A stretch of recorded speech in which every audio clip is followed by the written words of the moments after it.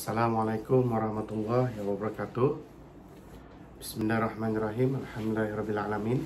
Wassalatu wassalamu ala asyrafil anbiya'i wal mursalin wa ala alihi wasahbihi ajma'in.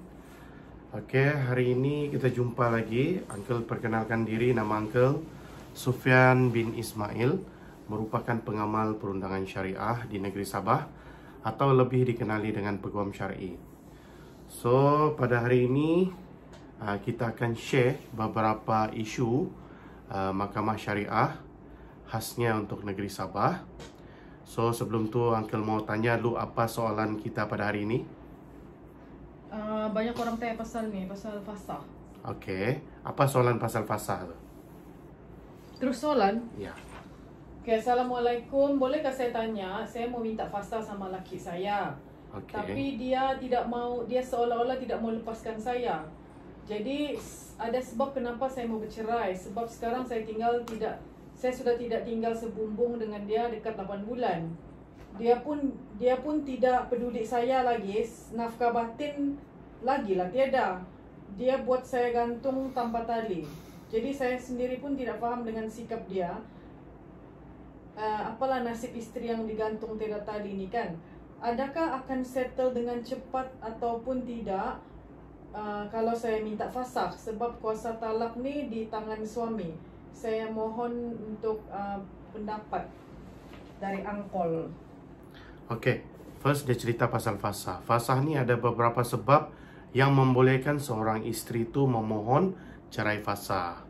Lebih kurang ada 14 sebab atau 12 sebab yang membolehkan seorang isteri tu memohon ataupun menuntut cerai fasah.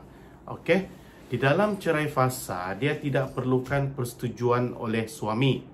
Walaupun talak di tangan suami, tapi di dalam permohonan cerai fasah, isteri tidak memerlukan persetujuan si suami. Sama ada suami hadir atau tidak hadir ke mahkamah, proceeding mahkamah terhadap perceraian fasah itu tetap boleh diteruskan asalkan mengikut semua apa yang diarahkan oleh mahkamah. Apakah yang diarahkan oleh mahkamah? Yang pertama adalah penyampaian saman itu sempurna secara kediri maupun penyampaian gantian. Okey? Sebab di dalam menyampaikan saman ni, saman terhadap tuntutan cerai fasah tu wajib diserah kepada defendant ataupun si suami. Sama ada melalui penyampaian kediri maupun penyampaian gantian. Disebab di mahkamah ni dia mempunyai beberapa cara di dalam menyampaikan saman. Jadi perkara inilah yang selalu menjadi point yang proses proceeding mahkamah itu tidak boleh berjalan. Jadi Uncle nasihatkan, kalau kamu mahu proceeding perceraian itu berlaku dengan cepat dan segera, kamu perlulah melantik seorang pengamal perundangan syariah ataupun peguam syar'i. Sebab peguam syar'i dia tahu selok belok macam mana untuk proceeding mahkamah itu berjalan dengan lancar atau dengan cepat. Dan dorang ni selalunya akan update tarikh, sebutan maupun perbicaraan tu di mahkamah syariah. Jadi maksudnya di sini, persoalan dia tadi, adakah memerlukan persetujuan suami? Jawapan dia tidak perlu. Macam manakah mau proceeding itu cepat? Lantik peguam. Adakah proceeding perceraian itu dapat diteruskan tanpa kedaran suami? Jawapan dia iya. Mengikut Seksyen 121, kita boleh memohon di mahkamah untuk bicara sebelah pihak. Okey, Uncle harap benda ni clear terhadap soalan ni.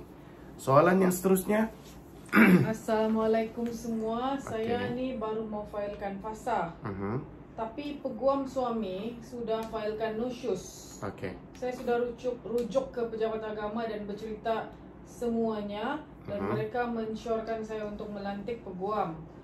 Masalah saya ini tidak bekerja. Okey. Dan saya hanya bergantung pada duit belanja yang suami kasih. saya tahu fasah tu tiada kena-mengena pun dengan nafkah, tapi saya cuma mau tanya, kalau saya tidak lantik peguam, dengan saya pakai report polis, saksi mata dengan mulut, voice recording dan sebagainya lah, bolehkah saya menang kes? Dan soalan lagi, kalau saya lantik peguam, adakah segala kos guaman pihak suami yang akan tanggung atau saya yang tanggung? Terima kasih. Oke, Uncle jawab soalan terakhir dulu lah. Soalan terakhir tuh Itu yang paling syok. itu paling syok mau dijawab. Sebab apa? Siapa lantik peguam, dia yang bayar. Kita tidak ada cerita bini lantik peguam, suami yang bayar. Itu tiada. Siapa lantik, dialah yang membayar. Oke. Satu lagi pasal recording apa semua tu, mau menang ke tidak menang, menang kes ataupun kalah kes bergantung kepada fakta kes. Contohnya di dalam tuntutan fasah. Apakah tuntutan fasah, alasan fasah yang kamu utarakan di dalam permohonan atau tuntutan tersebut?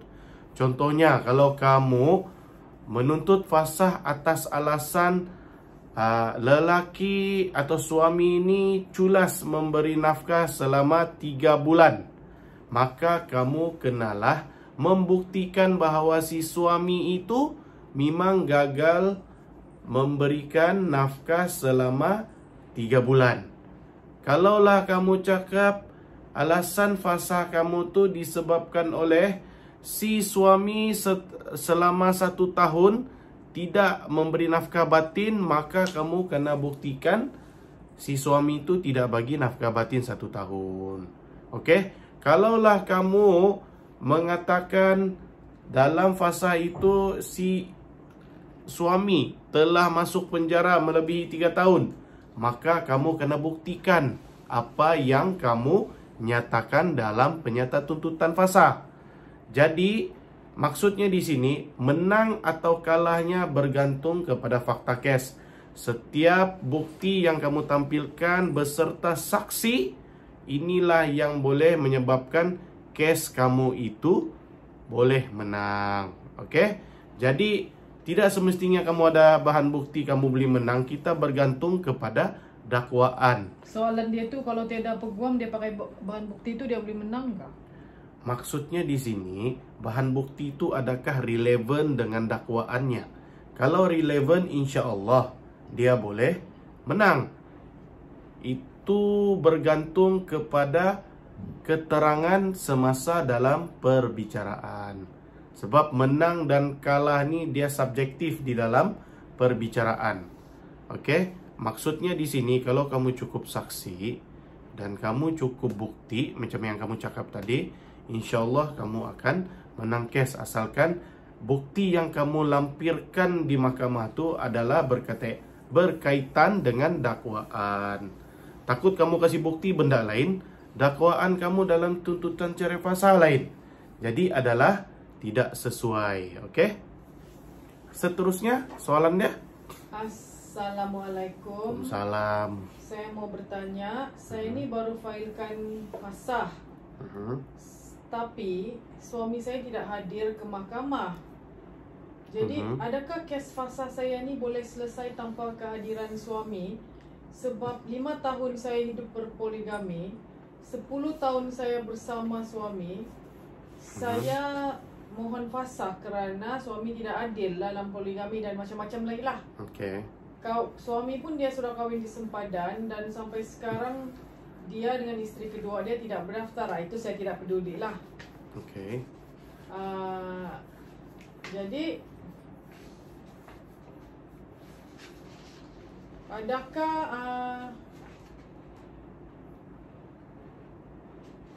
soalan saya, adakah tanpa kehadiran suami saya boleh meneruskan tuntutan fasah saya di mahkamah? Okey, tanpa kehadiran suami, adakah proceeding fasah boleh diteruskan? Jawapannya iya, apabila kita sudah melalui proses penyampaian saman secara sempurna. Maksudnya di sini, apa-apa kes di mahkamah syariah, kita perlu membuat satu penyampaian notis saman ataupun notis permohonan. Apabila saman itu telah sempurna dan kita telah pun memfailkan affidavit penyampaian secara sempurna, maka kes fasah itu boleh diteruskan dengan sebelah pihak, seperti mana di dalam peruntukan undang-undang Section 121, perbicaraan sebelah pihak. Okey. Selalu ada lagi satu persoalan. Dia cakap, "Uncle, macam mana kalau saya tidak dapat kasih sampai ini saman terhadap si suami, sebab saya tidak tahu sudah dia di mana. Mungkin dia lari sudah sama perempuan lain, kahwin di tempat lain." Okey. Di dalam mahkamah syariah kita mempunyai beberapa cara di dalam membuat penyampaian. Yang pertama dikatakan penyampaian secara kediri, yaitu kita menyerahkan saman tersebut dengan diri sendiri terhadap defendant atau si suami berhadapan. Okey, itu namanya penyampaian secara kediri. Apabila penyampaian secara kediri itu gagal, contohnya kita tidak tahu keberadaan si suami di mana-mana, kita hanya menyampaikan saman tersebut ke alamat terakhir yang kita ketahui, maka insiden ini perlu dimaklumkan kepada mahkamah, di mana kita perlu memfailkan satu affidavit penyampaian tak serah ataupun tidak sempurna kepada mahkamah. Apabila kita sudah menyerahkan penyampaian tidak serah atau tidak sempurna itu, maka kita boleh memohon ke mahkamah untuk membuat satu penyampaian ganti. Di dalam penyampaian ganti ini kita ada dua kaedah. Yang pertama adalah membuat tampalan notis, sama ada di masjid, surau maupun di mahkamah terdekat, ataupun kita boleh memohon penyampaian gantian melalui pengiklanan surat kabar. Okey, jadi inilah cara penyampaian saman, sama ada penyampaian kediri ataupun penyampaian secara gantian. Gantian ni ada dua kaedah, tampalan maupun surat kabar.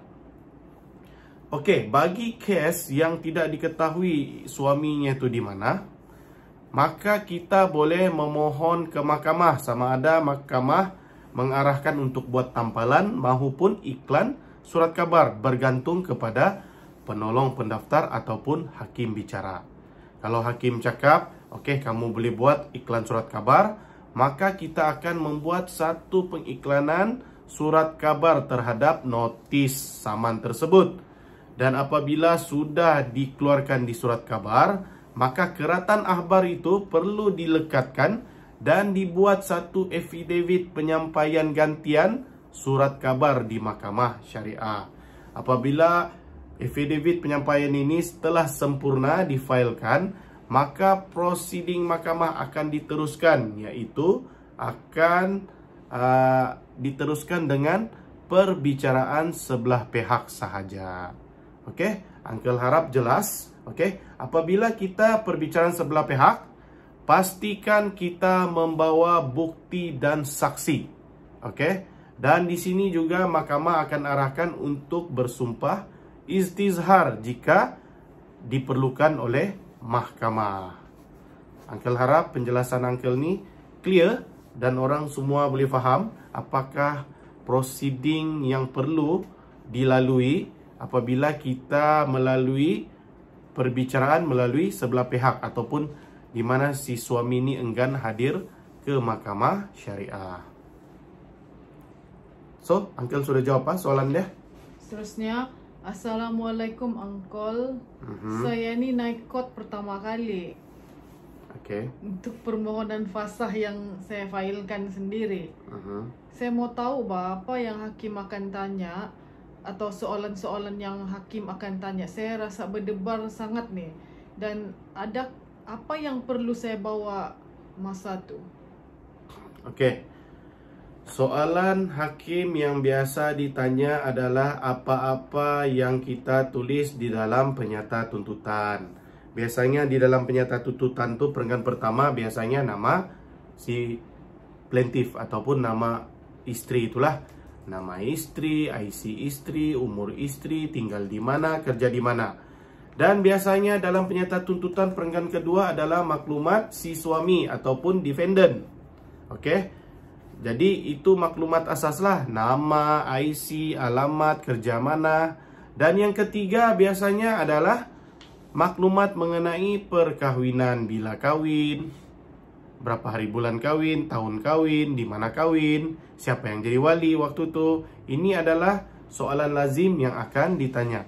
Dan perenggan yang keempat selalu dalam penyata tuntutan adalah bilangan anak, berapa orang anak lelaki, berapa orang anak perempuan, siapa nama anak, berapa umur anak. Dan yang kelima biasanya dalam penyata tuntutan ini adalah perenggan mengenai dakwaan. Kalaulah dia cerai fasah itu disebabkan tidak kena bagi nafkah, maka kamu kena buktikan yang kamu tidak kena bagi nafkah oleh si suami. Okey. Jadi contohnya lah, di dalam cerai fasah tu kamu mau kasih tahu laki kamu tidak bagi nafkah, laki kamu sudah kasih tinggal kamu lebih dari 1 tahun. Jadi contohlah 2 alasan yang kamu pakai di mahkamah. Maka bila kamu di mahkamah, kamu kena buktikan 2 alasan tu. Yang pertama tidak bagi nafkah, yang pertama tidak bagi nafkah, yang kedua tu kena kasih tinggal sudah lama, contoh lebih 1 tahun. Suami pun kita tidak tahu di mana, telefon pun tidak dapat. Itu contoh yang kamu masukkan di dalam penyata tuntutan fasah. Maka kamu perlu membawa saksi-saksi yang menguatkan keterangan tersebut. Siapakah saksi yang sesuai? Orang yang tinggal satu rumah dengan kamu, orang yang tinggal berjiran dengan kamu, orang yang bekerja dengan kamu, yang kenal pernah datang ke rumah kamu. Sebab diorang yang akan tahu. Sebab apa? Orang yang tinggal rumah kamu, dia tahu siapa di dalam rumah. Contoh yang tinggal di rumah kamu ni, bapak kamu, mama kamu, atau adik-beradik kamu. Diorang saja yang tahu berapa lama kamu tiada laki di dalam rumah.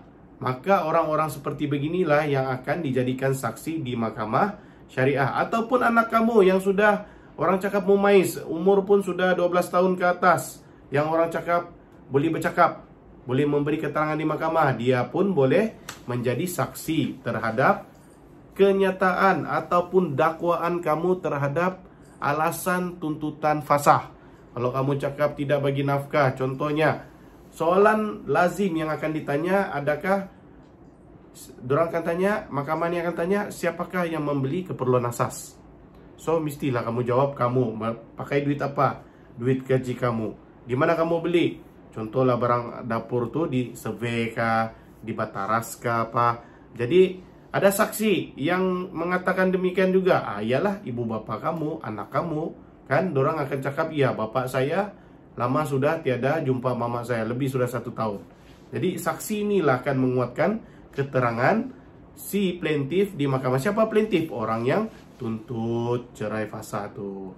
So Uncle harap benda ni clear, boleh sudah menjawab terhadap persoalan tu. Boleh lama kali pak. Kalau boleh teruskan soalan yang seterusnya. Okay. Saya stres. Assalamualaikum deh pak. Saya Waalaikumsalam. stres. Saya stres dengan perangai laki saya. Kenapa kuno? Jadi saya mau tanya, bolehkah saya buat tuntutan fasah dengan alasan suami saya ni?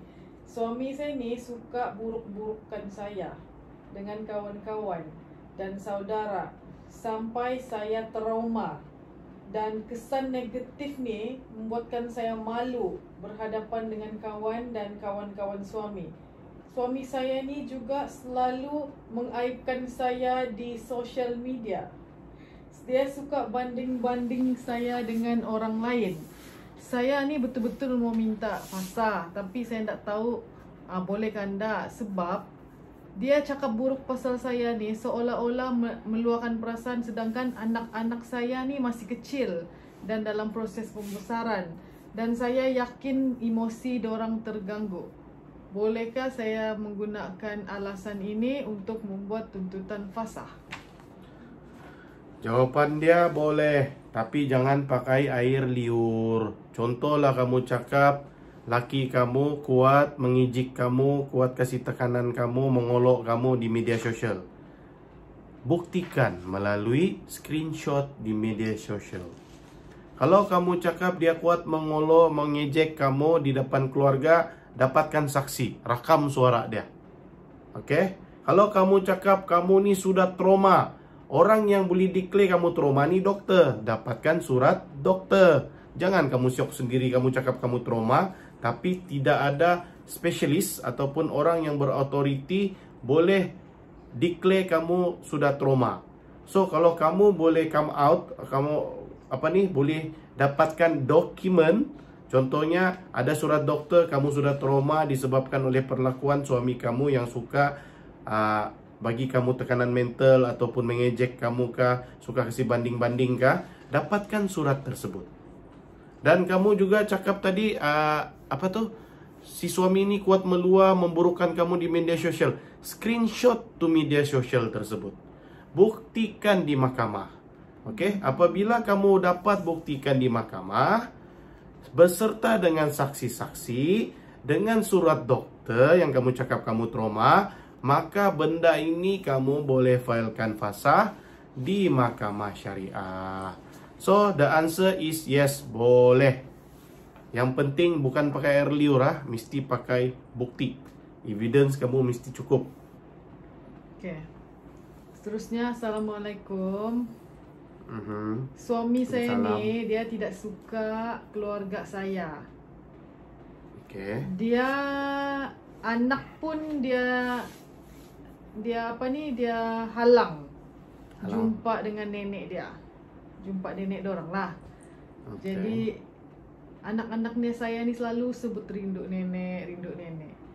Jadi bukan je dia pisahkan anak-anak dengan nenek, saya pun dia cuba mau kasih pisah. Lepas tu saya ni pernah dihalau keluar. Jadi saya pun bawalah anak-anak saya ni keluar ke tempat yang selamat. Saya juga sudah pernah buat report polis atas cubaan memukul dan halau dari rumah. Lepas tu suami saya bila saya lari tu dia rampas anak-anak tu. Dia ugut saya. Dia cakap kalau kau ndak balik saya kasih nusyus kau, dia cakap. Saya takut sangat dengan perkataan nusyus ni. Jadi saya pun baliklah. Dan dia pun berubah. Dia janji berubah. Tapi benda ni dia berulang dan berulang dan berulang kepada perangai asal dia. Bolehkah saya menuntut fasah menggunakan alasan ini? Okey. Jawapan dia boleh. Okey, sebab di dalam fasah alasan yang terakhir kita ada tu dia cakap klausa dia tu apa-apa perkara yang dianggap sesuai untuk cerai fasah. Okey. Jadi di sini apabila kamu cakap suami kamu ni kuat halau, kuat pukul, kamu boleh gunakan alasan tersebut berserta dengan dokumen dan bukti. Contohnya, kalau kamu rasa tidak selamat, apakah yang menyebabkan kamu tu tidak selamat?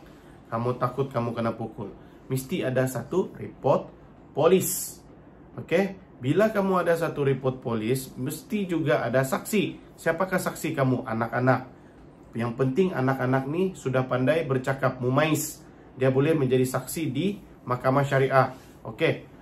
Untuk bab anak, para ibu atau isteri tidak payah risau. Sebab hak jagaan anak, priority is ibu. Jadi kalau laki ni mau ugut, dia akan rampas anak, cabar si suami untuk membuat tuntutan hadanah di mahkamah syariah. Kita tengok dulu siapa yang dapat, bapak ke mama. Okey? Jadi itu tidak payah risau. Okey? Mengenai kes nusyus pula. Okey, uncle mau explain di sini dengan clear.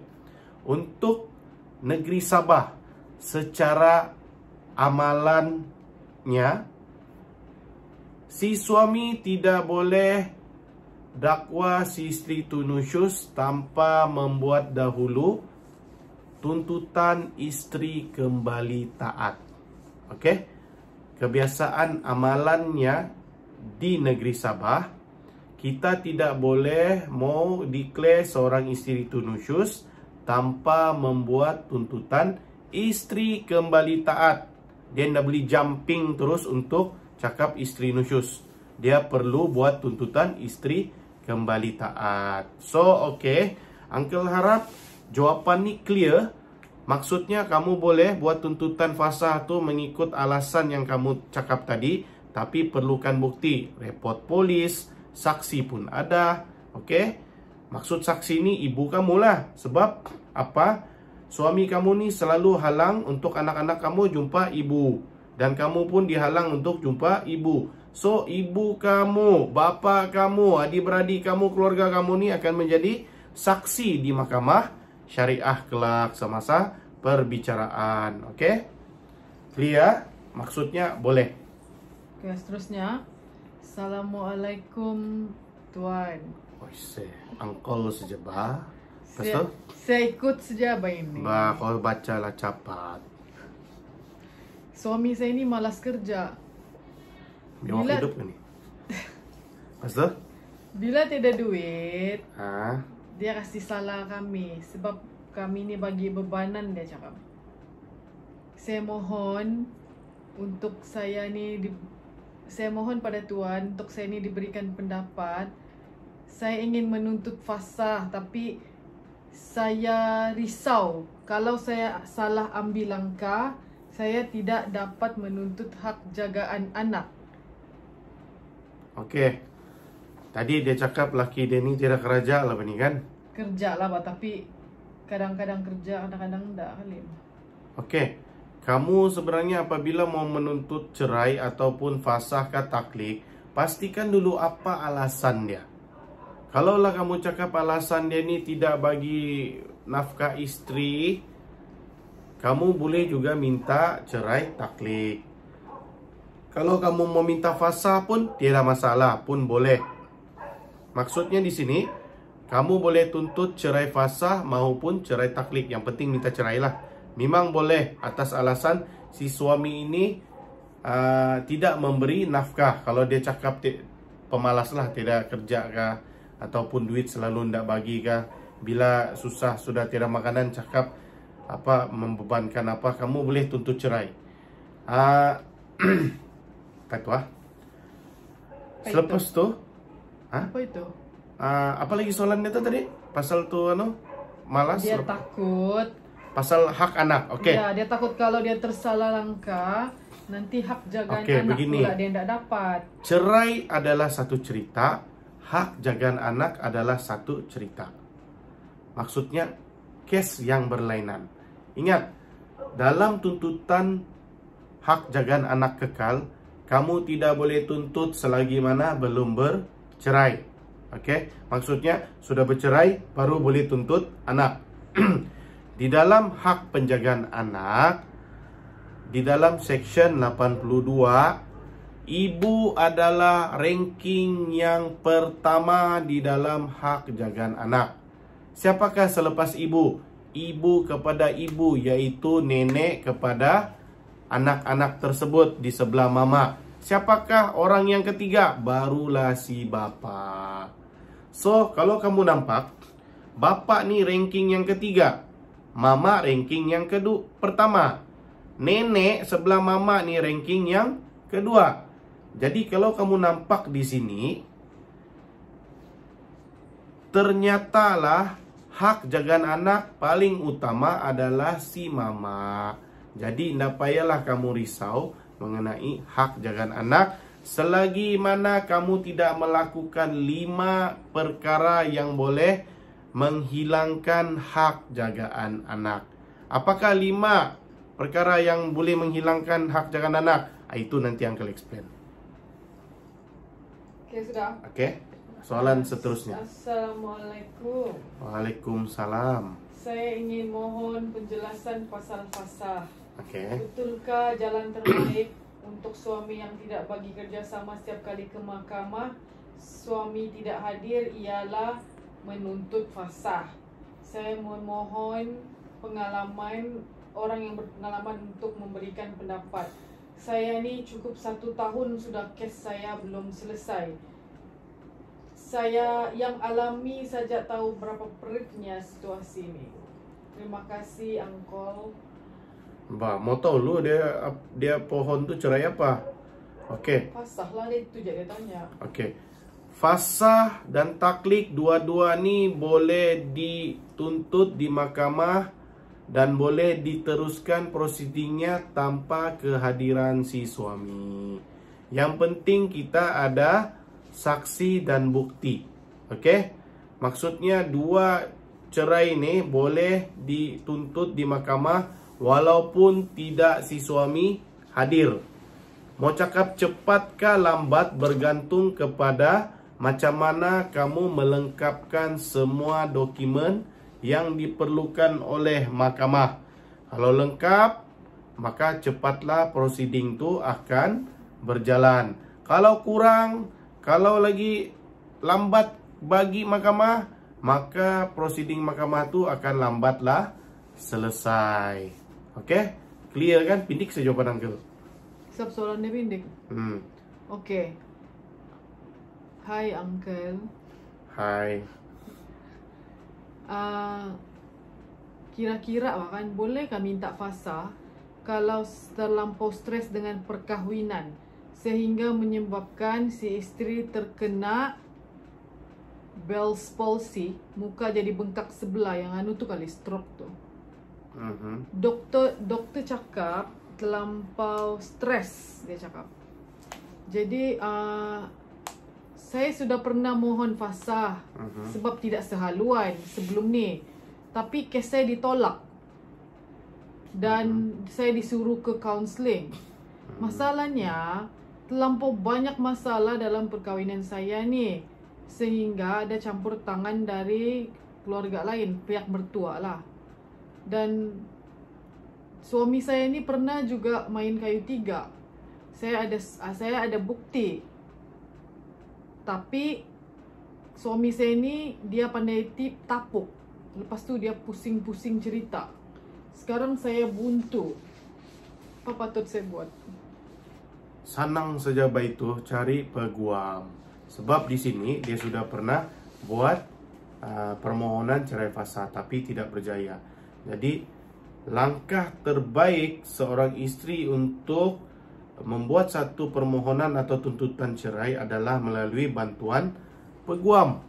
Maksudnya kamu kena cari seorang expert untuk menuntut cerai di mahkamah syariah. Okey? Sebab selama ni kamu sudah pernah buat dan kamu gagal disebabkan mungkin kamu tidak berjaya membuktikan alasan fasah kamu tu. Jadi Uncle punya advice. Dapatkanlah hikmat seorang peguam syar'i yang biasa handle kes cerai. InsyaAllah kamu punya tuntutan tu dapat diproses dengan lancar.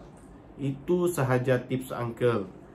Okey, sebab kamu pun selama ni sudah pernah buat dan tidak berjaya, maka dapatkanlah seorang peguam.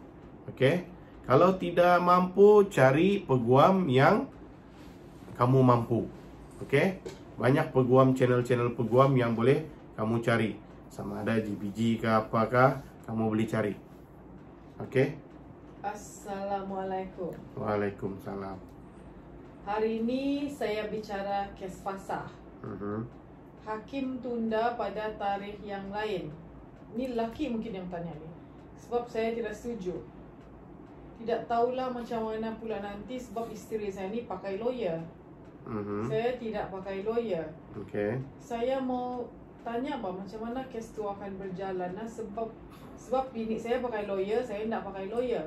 Adakah isteri saya ni akan menang sebab dia pakai lawyer? Menang dan kalah ni sudah Uncle cakap sebelum ni adalah bergantung kepada fakta kes tersebut. Apakah dakwaan dia terhadap perceraian tersebut? Kalau di dalam cerai fasah, contoh dia mendakwa si suami ini tidak bagi nafkah. Macam mana si lelaki ini mau backup dakwaan tersebut? Dia kena buktikan melalui dokumen yang dia ada bagi nafkah. Macam manakah dokumen tu? Transfer duit kepada si isteri. Jika kamu boleh buktikan kamu ada bagi nafkah setiap bulan secara istiqomah, maka insya Allah walaupun dia ada lawyer, dia tetap akan kalah. Kita bergantung kepada dakwaan terhadap tuntutan si isteri. Kita tengok dulu berapa banyak dakwaan terhadap fasah tu. Kalau ada 5, kamu kena patahkan dakwaan tu ke 5 alasan tersebut. Kita bergantung kepada apa yang dituduh. Kalau dia tuduh kamu, contoh kamu kasih tinggal dia 1 tahun, kamu kena buktikan di mahkamah, tidak, saya tidak tinggalkan dia 1 tahun, saya berada di rumah sama isteri sentiasa. Kena buktikan. Macam mana mau buktikan? Kamu bawa saksi, kamu bawa dokumen. Oke? Maksudnya di sini tidak semestinya yang ada peguam tu akan menang, walaupun selalunya yang ada peguam tu akan menang, tapi bukan semua. Oke? Maksudnya di sini orang yang tidak peguam pun boleh menang kes jika kamu dapat membuktikan kes tersebut dengan saksi-saksi yang bagus dan dokumen yang menyokong terhadap dakwaan tersebut. Oke. Salam. Waalaikumsalam.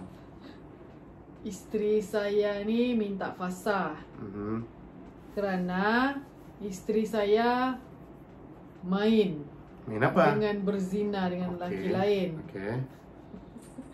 Main apa lagi kau ni? Sekarang dia minta fasah. Dia menyatakan saya ni tidak bagi nafkah sepanjang perkahwinan. Isteri saya mengamuk untuk minta saya lepaskan dia. Dan dalam keadaan marah, saya telah melepaskan talak 3. Jadi saya sendiri keliru sekarang. Adakah saya akan dikenakan saman atau apa ni? Saya pun tak tahu sudah apa mau fikir. Tolong bantu saya. Okey, yang pertama, si lelaki tadi nyata telah melepaskan cerai di luar mahkamah. Mana-mana lafaz cerai yang dilakukan di luar mahkamah memang ada denda ataupun penalti di mahkamah syariah. Jadi tak payahlah buntu. Sebab apa? Lain kali kalau mau bercerai, lafazlah di dalam mahkamah, bukan di luar mahkamah. Okey, mengenai kes tadi itu, dia perlu buat satu pengesahan cerai di luar mahkamah, di mahkamah syariah. Tapi seandainya dia tadi tidak melafaz, apabila dia mengetahui si isteri telah pun berzina kepada lelaki lain, maka si suami itu perlu memfailkan cerai secara li'an. Okey? Kita ada banyak jenis cerai. Uncle kategorikan ada 7 jenis cerai. Jika kamu mengetahui, si suami lah ni ya, mengetahui si isteri telah melakukan zina ataupun telah mengandungkan bukan anak kamu, kamu boleh membuat satu tuntutan cerai li'an. Ingat tak laki, kamu boleh tuntut cerai li'an bagi si isteri yang telah melakukan zina ataupun mengandungkan anak luar nikah ataupun bukan anak kamu. Okey? Jadi tak payahlah mau marah sampai kasih cerai luar mahkamah dengan talak 3. Kamu boleh memohon di mahkamah syariah dengan cerai li'an. Okey? Harap clear. Assalamualaikum. Mohon pencerahan. Saya sudah menuntut fasah di mahkamah syariah sejak bulan 2 yang lalu. Okey. Kes saya ni asyik bertangguh je. So, bulan ni saya hadir kes tapi kena tangguh lagi ke 3 bulan yang akan datang. Okey. Persoalannya? Sekarang sabar. Pelan-pelan saya baca. Sekarang suami dia minta pula hak penjagaan anak dalam tempoh terdekat. Sedangkan kes fasah dan hadana pun belum selesai. Saya risau memikirkan nasib saya dan anak-anak saya ni. Bolehkah saya benarkan anak saya ni untuk dijaga oleh suami? Terutamanya masa cuti sekolah. Oke, sekarang nih persoalan dia filekan fasah. Dia punya soalan, adakah dia boleh membenarkan si suami untuk menjaga anak tersebut? Oke, sebenarnya apabila baru dalam proceeding memfilekan fasah, hak jagaan anak ni adalah hak berdua. Maksudnya hak berdua ni hak di antara bapa dan ibu, suami dan isteri. Sebab apa? Sebelum perceraian belum ada lagi kes hadanah ataupun menentukan hak jagaan anak kekal terhadap kedua belah pihak. Maksudnya di sini kedua-dua berhak untuk menjaga anak-anak tersebut. Masalah dengan proceeding yang bertangguh, kamu sepatutnya lebih bagus dan lebih baik melantik seorang peguam untuk menguruskan kes tersebut, agar kes yang bertangguh tu dapat diuruskan oleh peguam dengan membuat satu permohonan penyegeraan terhadap proses fasah tersebut. Soalan tadi sudah Uncle jawab, adakah dia perlu memberikan? Jawapannya iya, adalah lebih baik seandainya hak penjagaan tu sementara dalam proses perceraian tu adalah lebih adil jika bergilir-gilir. Salam. Waalaikumsalam. Saya mau tanya, bila isteri saya minta fasah atas sebab tertentu dan kes belum lagi settle, suami sudah pun berkahwin baru. Adakah proses untuk fasah itu lagi senang? Sebab nafkah batin selama 8 bulan sudah tiada. Nafkah untuk anak, makan, minum, pampers semua pun family saya yang tanggung. Yang pertama sekali, dia punya statement tu tergantung. Dia punya suami tu kahwin dalam proses proceeding mahkamah tu, dia ada dua.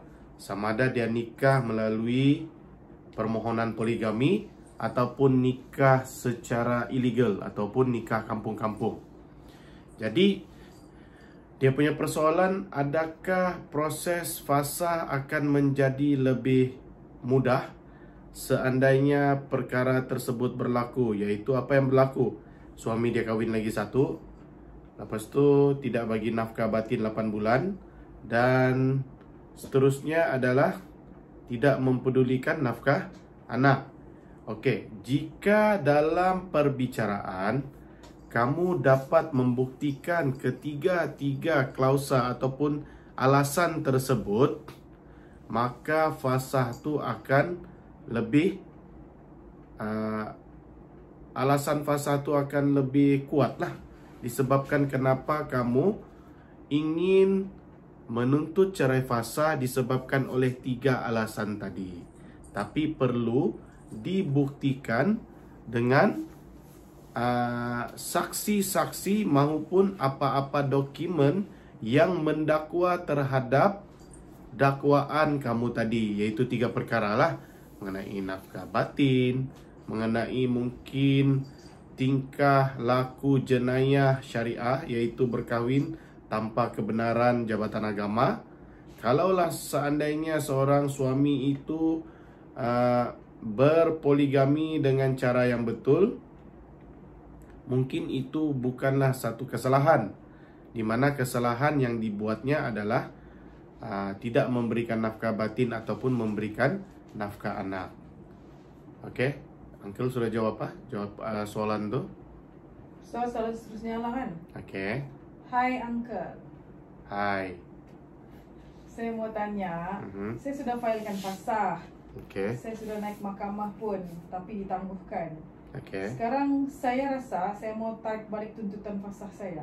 Macam mana tu bolehkah tunjukkan saya cara? Saya filekan tuntutan fasah tu mula-mula dipengaruhi oleh banyak faktor luar. Mental dan emosi saya tidak stabil. Macam mana cara saya untuk tarik balik tuntutan tersebut? Sebab mahkamah ni dia mau buat pendakwaan ke atas suami saya, akta mendatangkan kecederaan dan penderaan serta penganiayaan ke atas saya. tapi saya kesian dia, saya tidak sampai hati. Dalam masa yang sama ada berlaku kemalangan. Jadi suami saya sudah diberhentikan kerja. Macam mana cara dia tuan? Mohon pendapat. Terima kasih.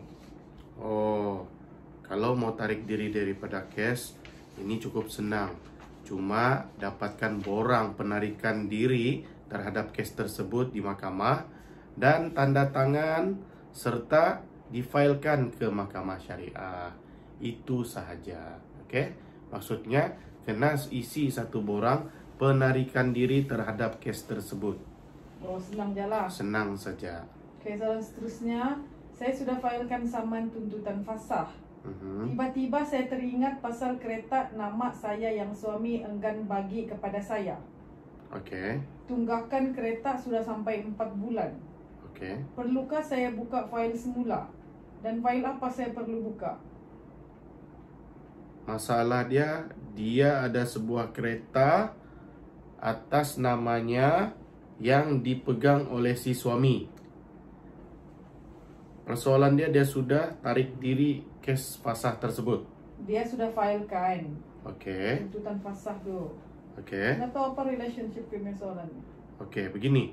Kalau kamu failkan fasah disebabkan kamu ingin bercerai, maka teruskan. Untuk kereta tersebut, memandangkan itu adalah kereta kamu dan atas nama kamu, kamu boleh tuntut kereta tu semula. Seandainya ada pergaduhan, sebab di dalam undang-undang, kereta yang masih dalam loan dan dimiliki oleh penama tu itulah empunya kereta. Okey? Maksudnya di sini perkara ni adalah perkara yang berlainan di antara cerai dengan pemilikan kereta. Seandainya si suami ingin membuat hartas pencerian, dia boleh menuntut apabila sudah berlaku perceraian ataupun si isteri tadi. For sure lah si isteri tidak akan tuntut hartas pencerian disebabkan itu adalah milik keretanya. Berkemungkinan suami yang ingin menuntut, tapi dia hanya boleh tuntut apabila berlakunya perceraian. Okey. Salam Uncle. Waalaikumsalam. Saya hanya ingin bertanya. Saya ada membuat tuntutan fasah. Suami saya ni dia keluar negara tanpa pengetahuan saya dan tinggalkan kami anak beranak. Okey. Nafkah 3 bulan 100. Itu pun macam pengemis saya minta. Okey. Saya dimaki hamun dan suami saya panas baran. Dan dia seorang anak mamak lah. Okey, lepas tu? Dan dia suka skandal dengan perempuan lain. Jadi saya tuntut fasah. Soalan saya, adakah lama proses untuk mendapat keputusan hakim? Okey. Lama dan sekejap tu adalah bergantung kepada dokumen itu lengkap ataupun tidak. Setiap prosiding mahkamah mempunyai langkah-langkah yang perlu dilalui. Maksudnya di sini, apabila kita membuat satu tuntutan atau permohonan fasah, kita mestilah melalui fasa penyampaian saman. Seandainya saman itu gagal diserahkan, kamu kena mengetahui bagaimanakah membuat satu serahan saman secara gantian. Apabila serahan saman ataupun penyampaian saman secara gantian telah pun sempurna difailkan ke mahkamah, maka prosiding mahkamah tersebut tu tetap akan diteruskan tanpa kehadiran pihak defendant. Sebab kita boleh memohon di mahkamah perbicaraan sebelah pihak asalkan prosedur itu dipenuhi. Apakah prosedur yang perlu dipenuhi? Penyampaian saman telah pun sempurna. Bagaimana caranya bagi mereka yang berada di luar negara membuat satu penyampaian gantian, sama ada tampalan ataupun surat kabar. Okey? Okay. Assalamualaikum. Waalaikumsalam. Saya mau tanya, bolehkah saya menuntut fasah jika suami saya ialah seorang penganggur? Arti kata lain, dia tidak kerja, segala perbelanjaan termasuk sewa rumah, makan, minum, perbelanjaan anak, semuanya saya yang tanggung. Dan bagaimanakah cara saya untuk menuntut fasah? Alasan mohon fasah sebab suami menganggur. Adakah boleh? Jawapannya boleh. Sebab apa? Tanggungjawab suami adalah memberi nafkah terhadap istri dan anak-anak. Jadi, dalam alasan seandainya si suami tidak memberikan nafkah 3 bulan, maka si istri boleh menuntut fasah di mahkamah syariah. Soalan yang seterusnya tadi itu apa tuh? Itu saja. Itu saja. Macam mana mau buat tuntutan? Kena hadir ke mahkamah untuk membuat tuntutan fasah, ataupun yang terbaiknya melantik peguam syar'i bagi mewakili kamu untuk membuat tuntutan fasah di mahkamah syariah. Okey. Seterusnya, Assalamualaikum. Saya ingin bertanya. Waalaikumsalam. Kalau kita dalam proses cerai fasah, suami tidak hadir, selepas surat saman diserahkan ke tangannya, adakah mahkamah boleh menjatuhkan talak terhadap isteri sebab ada orang cakap kes ini tidak akan settle selagi suami tidak datang kerana talakan di tangan suami? Tolong bagi penjelasan bagi soalan ini, sebab kes ini tidak pandai settle-settle dari buka fail cerai taklik sampai tutup kes, sekarang mohon fasah pula. Okey, apabila saman telah disampaikan secara sempurna, dengan memfailkan affidavit penyampaian tersebut, maka kes ini boleh diteruskan perbicaraannya melalui sebelah pihak.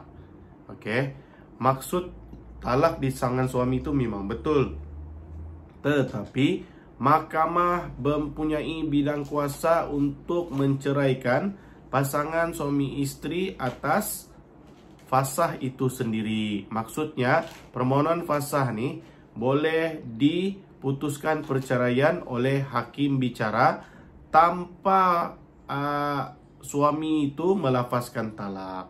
Jadi, isunya perceraian itu tidak akan berlaku apabila si suami tidak hadir, itu adalah tidak benar. Maksudnya, tanpa kehadiran suami, tanpa lafaz suami menceraikan si isteri, perceraian juga boleh berlaku atas arahan hakim bicara melalui proses perbicaraan terhadap dakwaan fasah si isteri.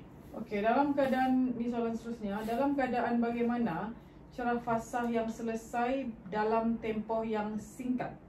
Adakah jika isteri mempunyai bukti yang kukuh, dipukul dan cedera, kes ini akan menjadi lebih cepat? Terima kasih. Apa-apa kes semasa perbicaraan, jika lengkap, maksudnya ada dokumen, ada saksi, maka proses ini akan menjadi lebih mudah dan cepat, lancar.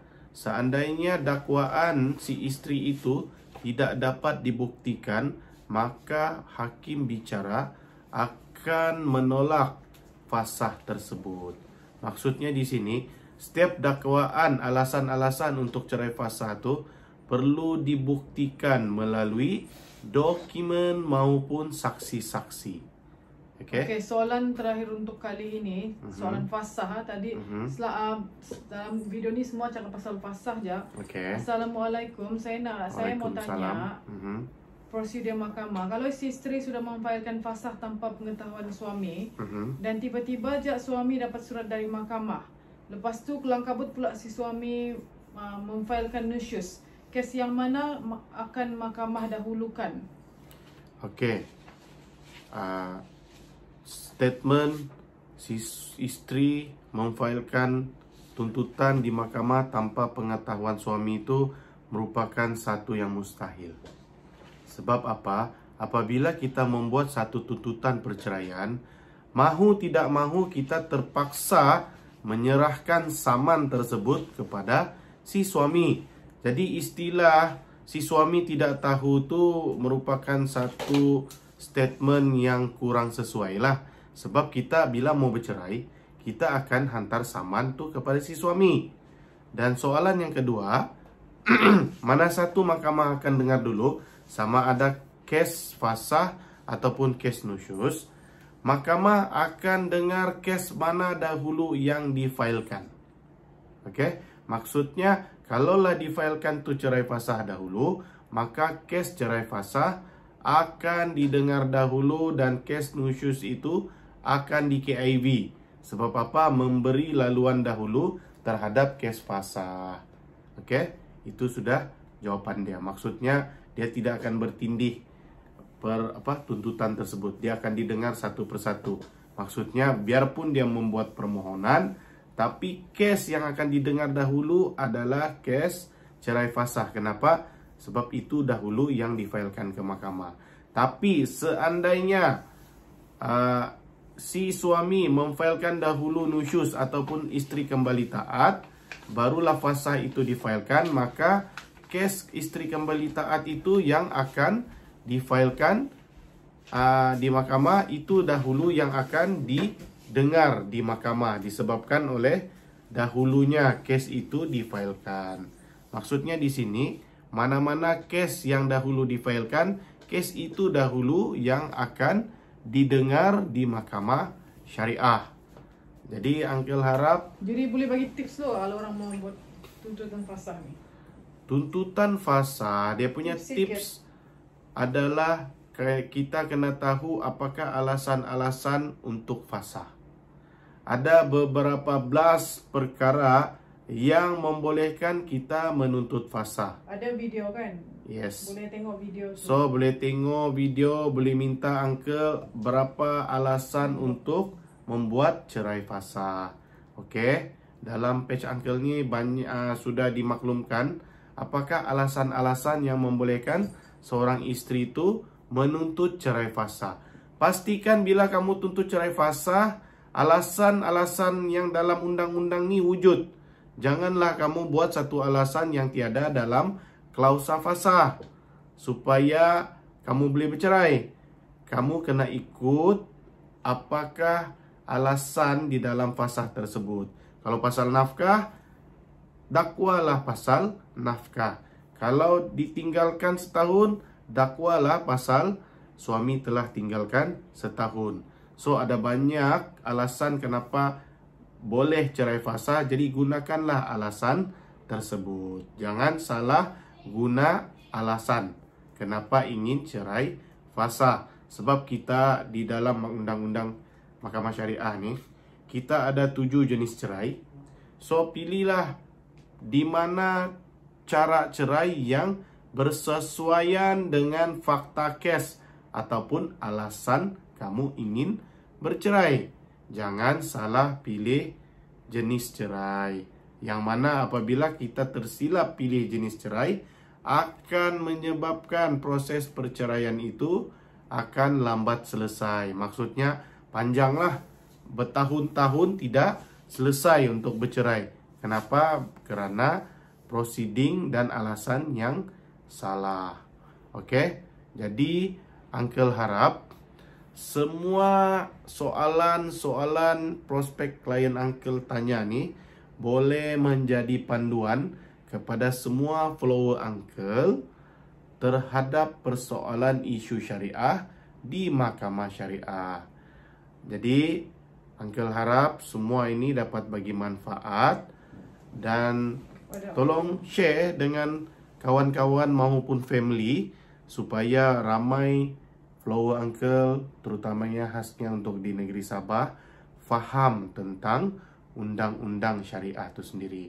Apabila kita faham, maka tidaklah kita untuk membuat kesilapan ataupun membuat kesalahan jenayah syariah. Oleh itu, Uncle ucapkan Assalamualaikum warahmatullahi wabarakatuh. Kita jumpa lagi.